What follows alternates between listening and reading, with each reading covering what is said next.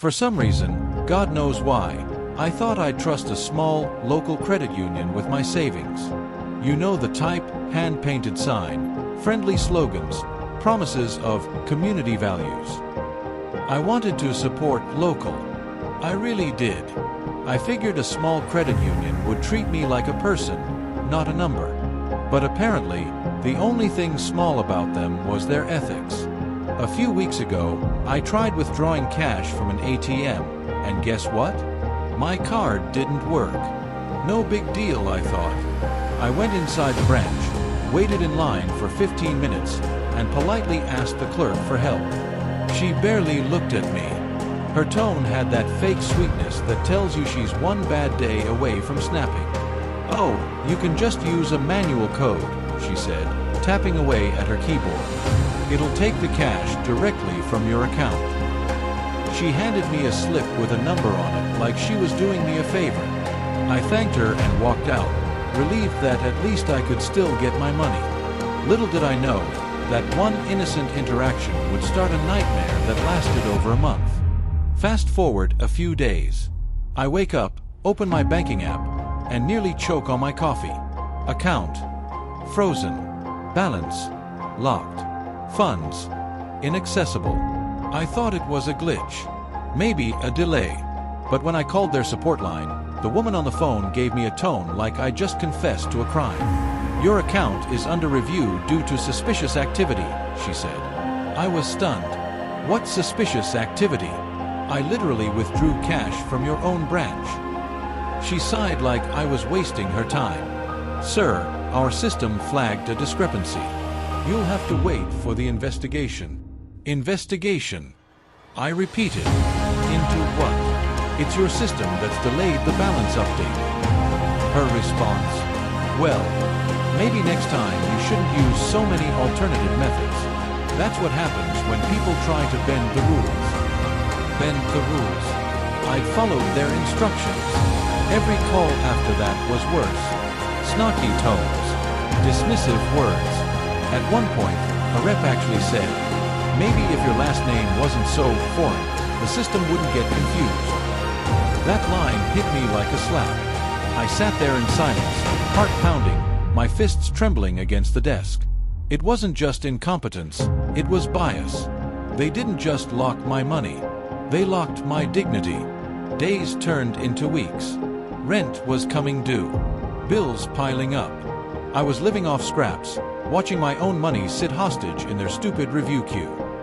Every time I called, they gave the same robotic line: "Your account is still under investigation." No empathy, no urgency, just cold indifference. I started doubting myself.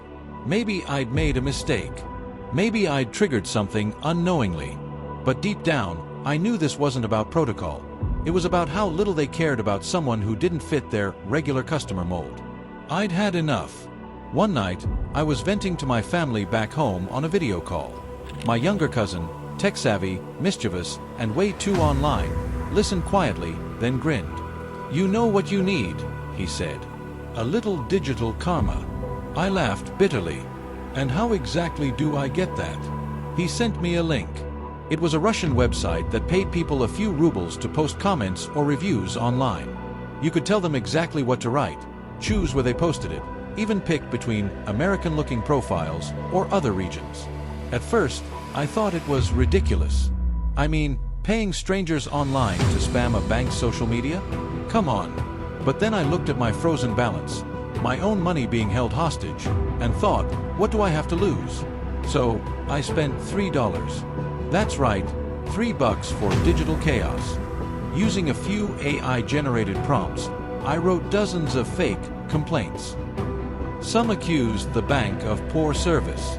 Others claimed hidden fees, bad treatment of elderly clients, or racial bias. Within hours, their Facebook page, Google reviews, and Twitter feed were flooded with hundreds of angry comments. The beauty of it, these weren't generic spam messages. They were detailed, believable, emotional. People started replying, asking, "Wait, this happened to you too?"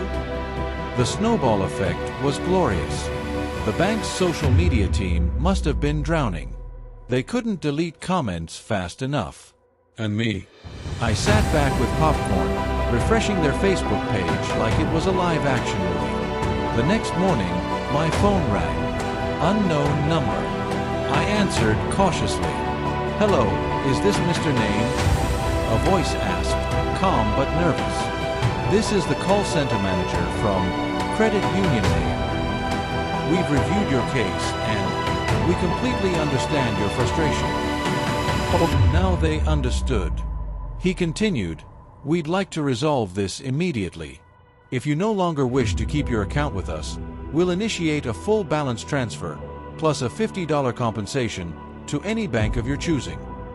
I almost laughed. "Really? After ignoring me for a month, now you're in a hurry?" He chuckled awkwardly. "Let's just say, we've received a lot of feedback lately. We want to make things right." I could practically hear the panic behind his voice. Their online reputation was on fire, and they had no idea who lit the match. By the end of the day, my money, all of it, was safely transferred. Plus $50. And an apology email that probably took them hours to draft. The best part? There was no way to trace any of it back to me. They wanted to end things on a positive note. Please don't make this worse. Too bad I couldn't tell the Russian bots to delete the posts. But honestly, that wasn't my problem anymore. They messed with the wrong customer, and for $3, I made sure the world knew. You know, it wasn't about the money anymore. It was about respect.